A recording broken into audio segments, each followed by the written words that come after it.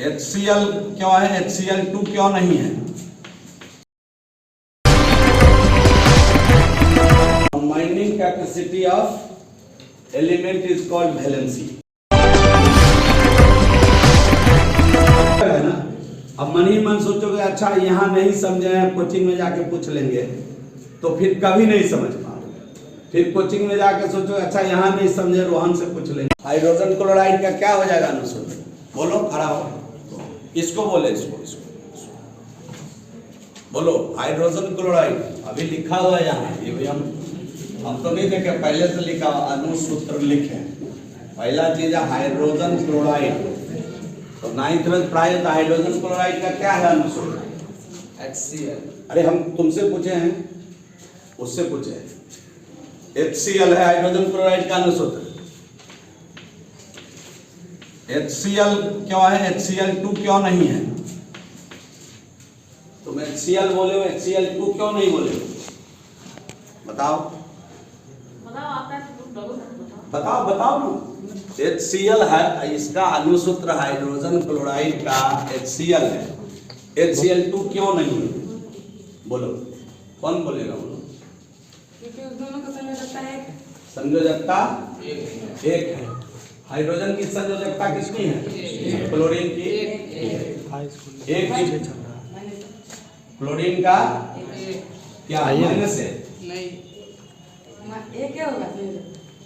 संयोजकता कभी माइनस में नहीं होगा।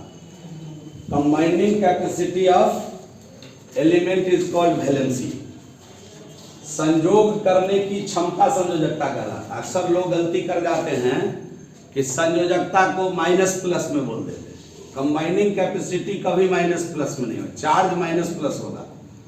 इसलिए दोनों की संयोजकता चूंकि एक है, इसलिए एक एलिमेंट का ही इसमें मिलन हुआ है।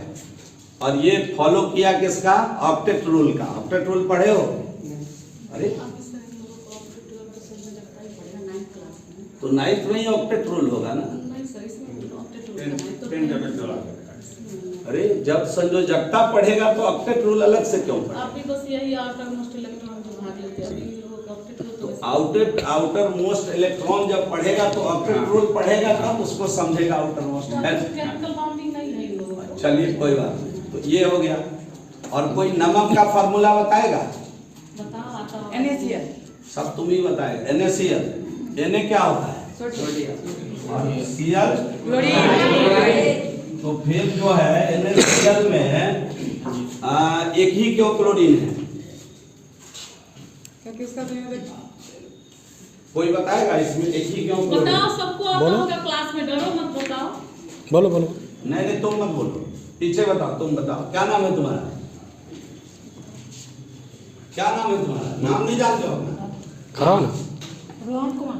रोहन बताओ हमको कि NaCl जो है, अभी हम पूछे थे सोडियम क्लोराइड की संयोजकता क्या है? सॉरी, सोडियम क्लोराइड का फार्मूला क्या है? तो मुझे बताया गया NaCl। साधारण माने नमक इसी को कहते हैं। जो नमक खाते हो साधारण नमक, उसमें यही रहता है, सोडियम रहता है, क्लोरीन रहता है, सोडियम क्लोराइड। तो NaCl हो गया। तो इसमें मैंने पूछा कि एक ही क्लोरीन क्यों है? NaCl के Na के साथ क्लोरीन एक ही क्यों है, दो क्यों नहीं है?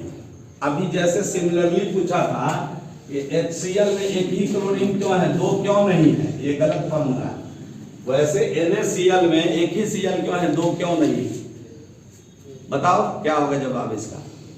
ये बताया है इससे पहले, इसका मतलब इसको भी नहीं सुन रहे थे, तो इसीलिए मैंने सिमिलर दोनों सॉल्ट लिया कि तुम अगर इसको सुने होगे तो बताओ। इसका मतलब क्लास में ही नहीं हो तो मैडम तो पढ़ा के चली जाएगी, कुछ समझोगे नहीं। क्या बैठ जाओ, तुम बताओ पीछे। हाँ, की संयोजकता एक है, संयोजकता एक है, दोनों की संयोजकता एक है। तो इस नाते दोनों एक ही मिलेगा। जैसे ही संयोजकता दो हो जाएगी, एक की और एक की एक रहेगी, तो उससे कौन मिलेगा? कोई उदाहरण बताओ ना, कोई दूसरा। अलग अलग संयोजक। H2O हो गया, वेरी गुड। अब H2 हो गया, H2O क्या है? जल है सर। हाँ पानी, H2O पानी है। इसमें क्या है? इसमें सर ऑक्सीजन की 2 सही है। ऑक्सीजन का 2 है, हाइड्रोजन का 1 है, इसलिए एक ऑक्सीजन से मिलने के लिए 2 हाइड्रोजन चाहिए।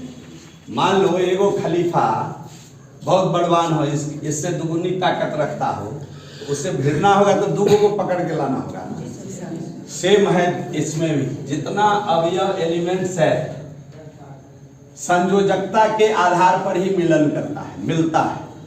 अब इसका हाइड्रोजन की संयोजकता 1, ऑक्सीजन की संयोजकता 2, तो एक ऑक्सीजन से मिलने के लिए 2 हाइड्रोजन को एक साथ जमा होना होगा, तब जाकर के ये बनेगा H2O। ये पानी का फार्मूला है, लेकिन एक्चुअल पानी ऐसा नहीं होता है। एक्चुअल पानी का जो है आकृति अलग है, फिर आगे पढ़ोगे जा करके कि पानी क्यों बनता है। पानी बनता है कि इसके बीच फिर एक वीक बॉन्ड क्रिएट होता है, और ये जो वीक बॉन्ड होता है इसको हाइड्रोजन बॉन्ड कहते हैं। तो अभी नहीं पढ़ना होगा, आगे जाओ पढ़ोगे, उतना नहीं फंसना है।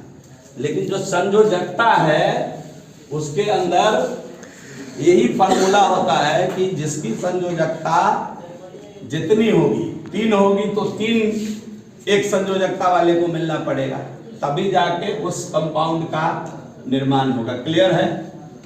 ठीक है, अच्छा पढ़ाती है मैडम, तो उसका थोड़ा सा ध्यान रखोगे, यहाँ कंसंट्रेट करोगे, तो ये तो कोई कोचिंग से कम ही बच्चा बैठा हुआ है ना। कोचिंग में 40-50 बच्चे रहते होंगे एक कमरे में, इससे तो कम बच्चा है अभी बैठा हुआ है। और तुम लोग एक एक बात पूछ सकते हो, ये कैसे हुआ बताइए, ये कैसे हुआ बताइए, क्यों बना H2O बताइए, तो और अच्छे से बताएंगे, पढ़ेंगे। क्लियर है ना? अब मन ही मन सोचोगे अच्छा यहाँ नहीं समझे हैं, कोचिंग में जाके पूछ लेंगे, तो फिर कभी नहीं समझ पाओगे। फिर कोचिंग में जाके सोचो अच्छा यहाँ नहीं समझे, रोहन से पूछ लेंगे।